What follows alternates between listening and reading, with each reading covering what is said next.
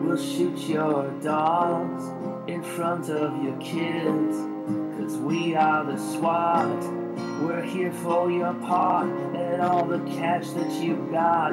We are adrenaline junkies taking orders from the top. It's a no-knock raid, don't be afraid. Paramilitary police state on parade. It's a no-knock raid, don't be afraid. You do the time for your victimless crime. And it's a no-knock raid. On the evening of June 10th, 2011, the family of Corwin Peeace were watching the Stanley Cup Finals, some of them consuming beer as they cheered for their favorite team. An argument broke out between family members over the disappearance of Corey's new package of cigarettes.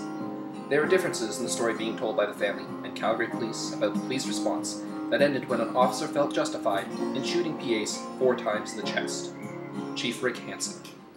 There's a call that was placed on 911 from a woman who expressed clear information that she was in distress.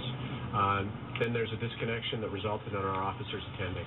Our officers arrived at a call. There was a 911 hang-up where there were clear threats being made in the background.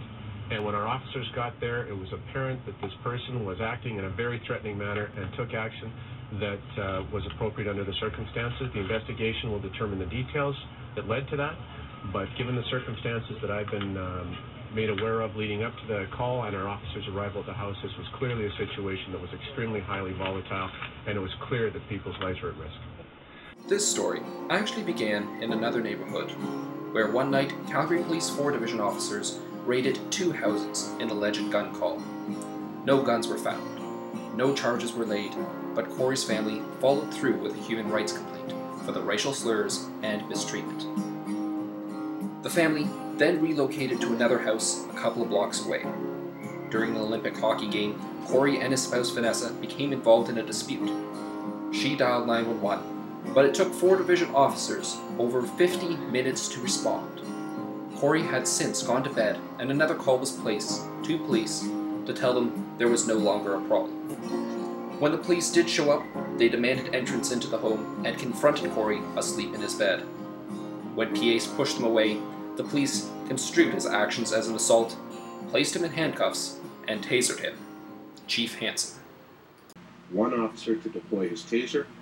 That officer is the same individual who discharged his firearm this past Friday. One of the officers then tried to pressure Vanessa to sign a complaint alleging that Corey had assaulted her, but she refused to lie. Corey was charged with assault anyway and agreed to a plea bargain with a conditional discharge. The family was amused that easygoing Corey was sentenced to anger management classes. Despite reports circulating in the media, Peeace did not have a criminal record. Over the tasering, Peeace lodged a complaint with professional standards, and his lawyer was preparing a lawsuit against the officers. Peeace's family wants everyone to know that Corey was a hard-working family man who cared for everyone in his home, including his brother Kenny, who was taken in to recover from his stroke. Everyone who met Corey liked him. Everyone except for the 2 police officers who returned to the Peeace home on that June 10th. Family members say they approached with their guns drawn, but too fast to shout a warning to Corey. The 10 other family members were quickly forced by the police to leave through the front door of the family's home, over the dying body of their beloved Corey.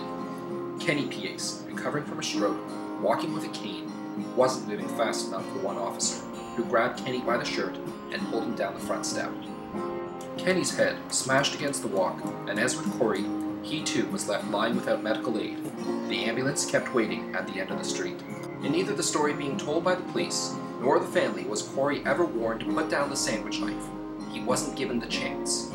The police, without knocking, kicked in his door and in a split-second decision, shot him 4 times. When our officers got there, it was apparent that this person was acting in a very threatening manner. The family, who had been with Corey for 2 hours before the shooting, all are adamant that Corey was not threatening anyone.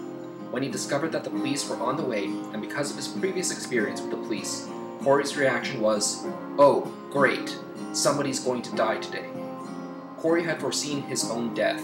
In his reporting to the media, Chief Rick Hansen said, A male in the house is heard saying, and I'm quote here, "You're going to die today," unquote. Chief Hansen also stated, And there's a disconnection that resulted in our officers attending. There was a 911 hang-up.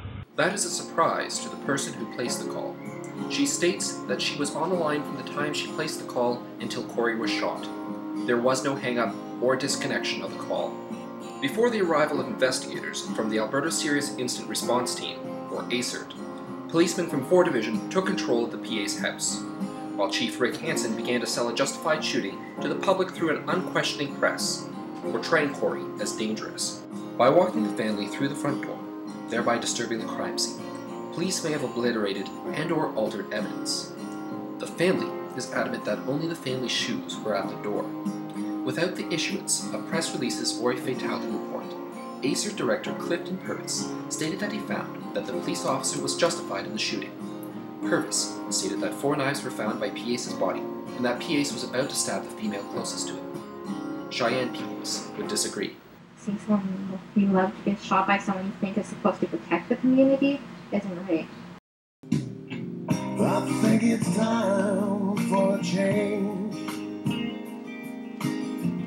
Rethink things always. Gotta know by now that this ain't working. Gotta rip it on down and start again. You know it doesn't make sense. You know it doesn't make sense.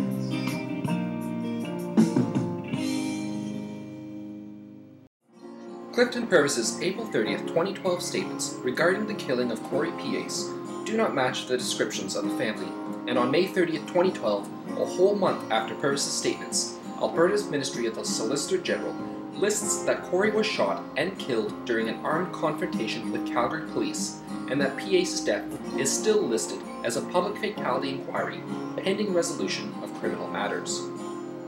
The simple fact is that contrary to Corey Peace's rights, Calgary Police Services unlawfully intruded into the PA's home 3 times between 2007 and June 2011. Would any of these events have occurred had police respected the rights of its citizens? The answer is a simple no. This is a war, and this is your fate. We are the face of your new police state. We are the law, and we've got the guns. Statutory power, mandatory minimums. We are the SWAT, we're here for your pot and all the cash that you got. We are adrenaline junkies taking orders from the czar. It's a no-knock raid, don't be afraid.